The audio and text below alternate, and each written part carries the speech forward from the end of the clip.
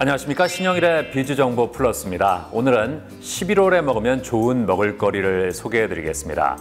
먼저 배추는 수분이 약 95%로 칼로리는 낮아서 포만감을 높여준다고 하고요. 식이섬유가 풍부해서 다이어트에도 도움을 준다고 합니다. 그리고 무는 소화기가 약한 사람들에게 특히 좋은데요. 전분 분해 요소와 지방 분해 요소가 풍부해서 속을 편안하게 해주고 소화를 도와준다고 하니까 참고하시기 바랍니다. 그럼 오늘 순서 본격적으로 시작합니다.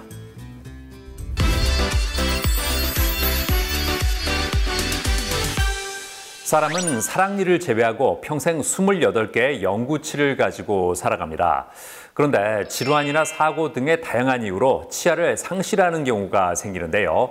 자, 그래서 이번에는 치아를 상실했을 때 대처할 수 있는 치료 방법인 임플란트 수술에 대해서 자세히 알아봤습니다.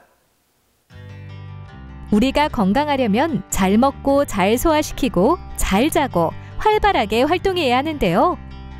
하지만 나이가 들면서 예기치 않은 사고나 치주질환 등 다양한 이유로 치아를 상실해 잘 먹는 활동이 어려워질 수 있다고 합니다.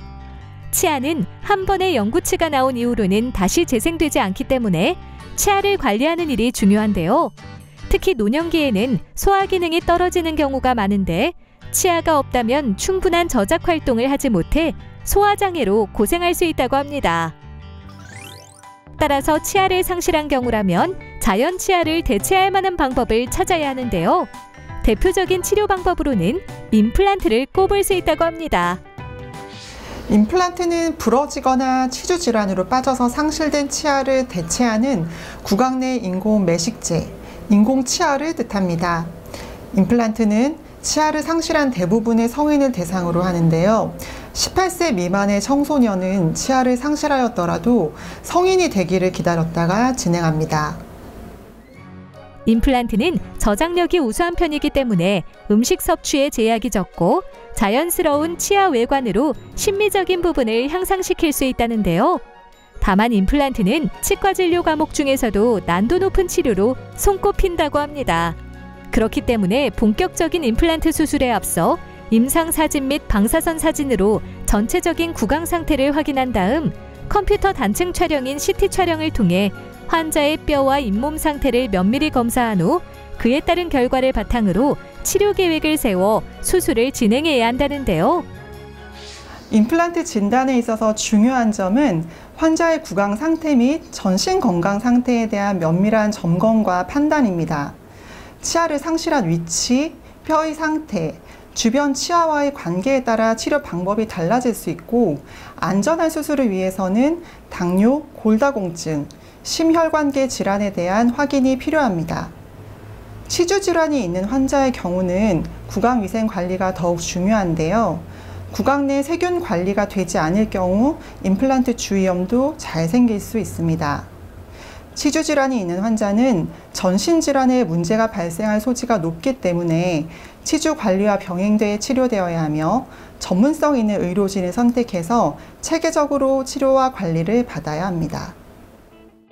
임플란트 수술은 어떻게 진행할까요? 우선 발치를 해야 할 경우 발치 시기 및 뼈 이식 여부를 체크한 후 임플란트 식립을 결정한다고 합니다.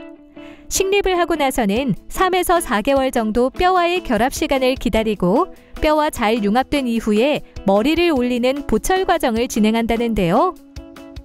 임플란트 수술은 전체 치료 과정에서 가장 중요합니다. 잘못 심어진 임플란트는 향후 보철 진행에도 어려움을 유발할 수 있고 추후 환자가 관리하기도 어렵기 때문입니다. 문제가 있다면 전문 의료진에 의해 바로 제거하고 치유를 기다린 후 다시 식립하는 것이 중요하고 잘못된 부분이 경미하다면 간단한 시술로도 보정할 수는 있습니다. 치아는 한 번 손상되면 자연적인 재생이 어려운 만큼 올바른 관리가 필요한데요. 만약 치아가 상실되었다면 방치하지 말고 풍부한 임상 경험을 갖춘 의료진에게 검사를 받은 후 임플란트 치료를 진행하는 건 어떨까요?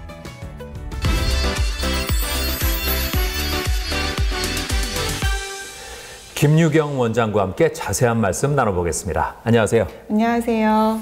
임플란트에는 어떤 종류가 있습니까? 임플란트 분류를 어떻게 하느냐에 따라 다른데요. 식립 시기에 따라서 치아를 뽑고 바로 임플란트를 심는 발치 즉시 임플란트, 치아를 뽑고 좀 기다렸다가 심는 통상의 임플란트와 뼈가 부족한 분들은 뼈 이식을 하고 기다렸다가 심는 지연 식립이 있습니다. 또 임플란트 표면 처리에 따라서는 칼슘 도포, 플라즈마 코팅 등을 통한 다양한 골 융합 촉진 임플란트가 있고요. 임플란트 구조에 따라서 하나의 몸통으로 된 원바디 임플란트와 통상의 투바디 임플란트로 나눌 수 있습니다. 요즘에는 어떤 방식을 선호합니까? 요즘에는 컴퓨터 단층 촬영 방식인 CT 분석을 통해서 정확한 식립 위치를 장비로 준비해서 시행하는 컴퓨터 내비게이션 가이드 수술을 많이 시행하는데요. 수술의 정확성과 신속성이 높기 때문에 많이 시행되고 있는 편입니다. 임플란트 후에 관리는 어떻게 하는 게 좋을까요? 임플란트는 훌륭한 치료이기는 하지만 외부의 물질이 우리 몸에 들어왔기 때문에 관리가 매우 중요합니다.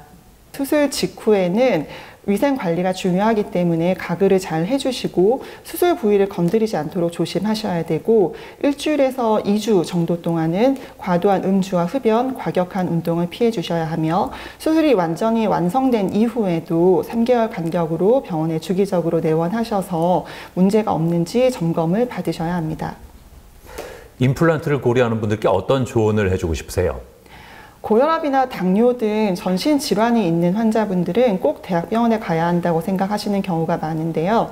환자분의 전신 상태를 고려한 전문 의료진에 의해서 개인 병원에서도 시술을 하실 수가 있습니다. 우리나라의 임플란트는 모두 상향 평준화되어 있기 때문에 임플란트의 브랜드 자체가 시술의 성공에 아주 중요한 영향을 미치는 것은 아니고 의료진의 판단에 따라서 정확한 시술을 시행하시게 되면 되는데 그만큼 의료진의 선택이 중요하다고 하겠습니다.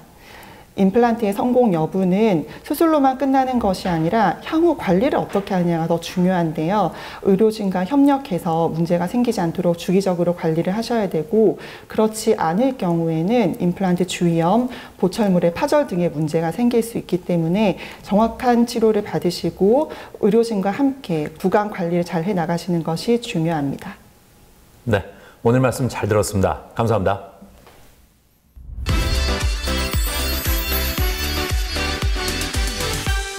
날씨가 추워지면서 니트를 입는 사람들이 많아졌는데요. 그런데 니트를 입을 때마다 피부가 가렵다면 니트에 있는 진먼지 진드기 때문일 수도 있다고 합니다.